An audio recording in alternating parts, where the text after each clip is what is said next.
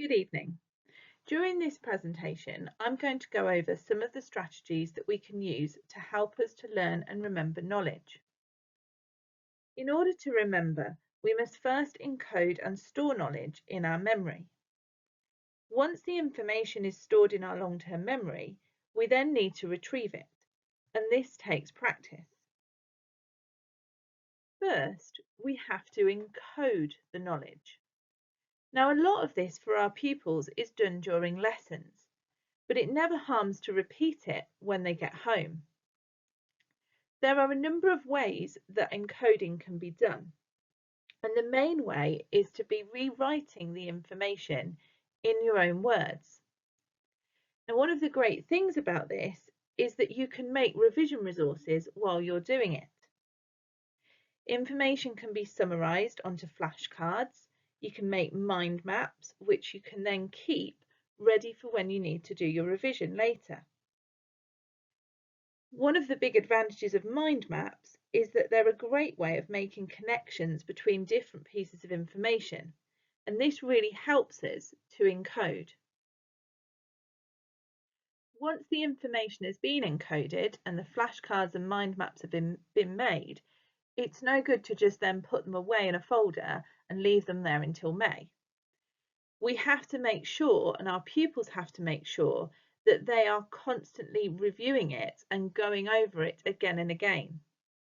Each time the information is reviewed, the length of time they remember it for will increase. Once the information has been stored in our long-term memory, we then have to practice retrieving it. And there are lots of different strategies for retrieval. Some of them will suit different pupils and different subjects better than others. So it's always a good idea to try them out now so that then pupils know what's going to work for them for the rest of the year.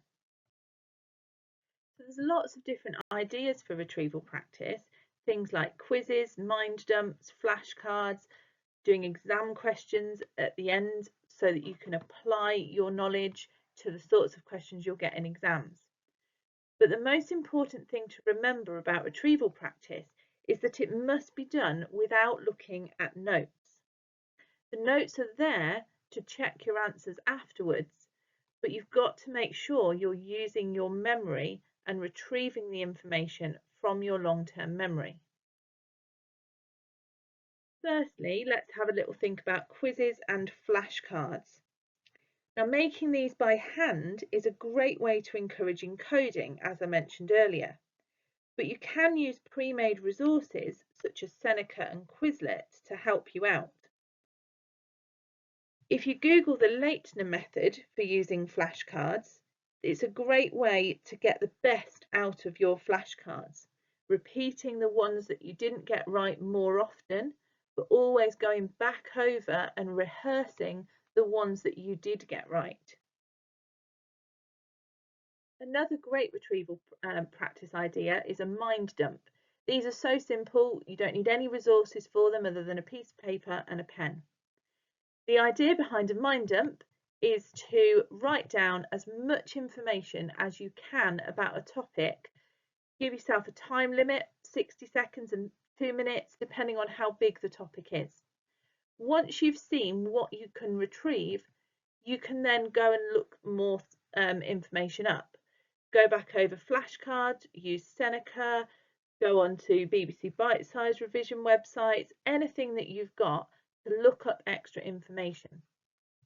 Once you've done that, you put all that information away and you go back to using your memory. You retrieve additional information and add it in a new colour. Now, next time that you revise that topic, you probably want to focus on the stuff that you added in the second colour, because that's the stuff you weren't able to retrieve the first time. So that needs a bit more practice.